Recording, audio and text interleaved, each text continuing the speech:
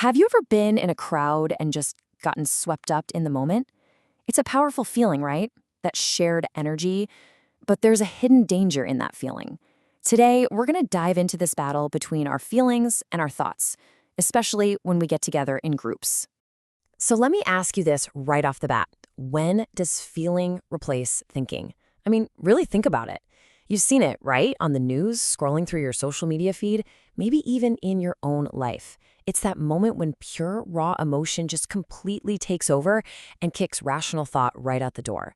That's the trigger we're going to pull apart today. And that leads us straight into what we can call the emotion trap. This is where we're going to get into the real heart of the problem. How a group's shared emotion can become this dangerous snare that traps our ability to think clearly. Now, there's actually a word for this, a faction. A faction isn't just any old group of people. No, it's a very specific thing. It's what happens when a group forms around a shared passion that's so intense, it just steamrolls over logic, over reason, and honestly, over the rights of other people. It's like a collective gut reaction. Okay, so why is this such a big deal? Why are these factions so dangerous? Well, because they can lead to some really serious situations where the majority gets it completely wrong, and the consequences can be huge. All right, here's a question that might make you pause. We're always taught that majority rule is the fairest way to do things, right? It's the cornerstone of democracy. But what if it's actually dangerous? Why could majority rule without any limits be a really bad idea? And here's the answer. It's simple and it's kind of chilling. Because a majority, when it's all fired up by emotion and acting like a faction, can easily use its power to totally trample on the rights of a minority. I mean, just look at history. It's full of examples.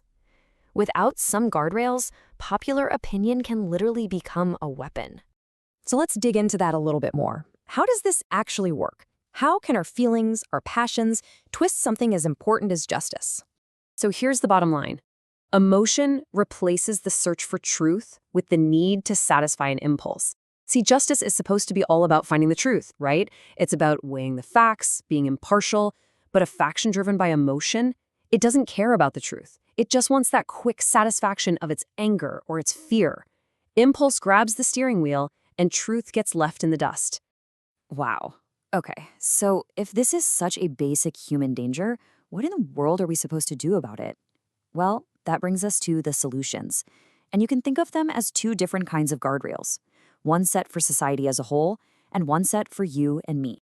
The first guardrail is external. It's actually built into the systems of our society.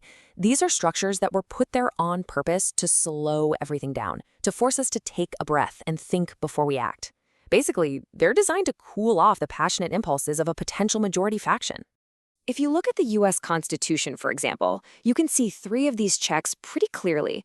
First, you have the very structure of government, separating the powers so no single group can just grab all the control at once.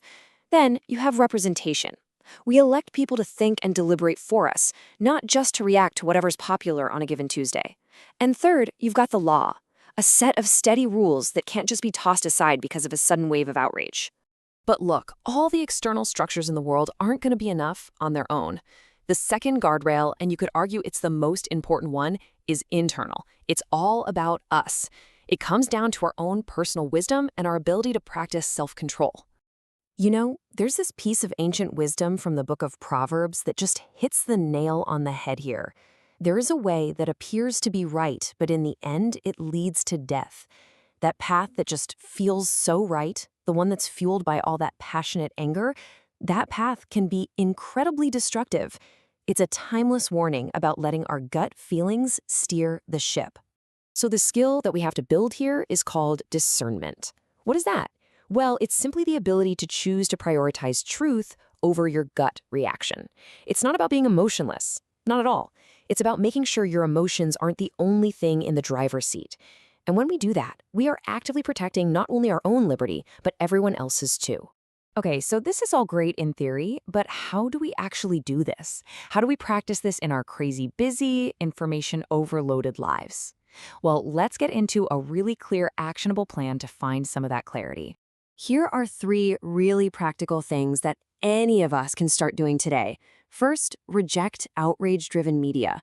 So much of what's out there is designed to make you angry or scared because that's what gets clicks. Just step away. Second, get in the habit of seeking facts before you form an opinion. Before you hit share, before you jump to a conclusion, just ask yourself, wait, what are the actual facts here? And third, just practice self-control. This can be super simple, like just pausing for 10 seconds before you reply to that comment. That little gap, that can be all you need to let your reason catch up to your emotion. So we're going to end right where we started with a question for you. Now that you know about the danger of the emotional faction and you know about the guardrails both outside us and inside us, how are you going to protect your reason? What's one small thing you can do starting today to put truth ahead of impulse? The answer to that question is what keeps all of us safe.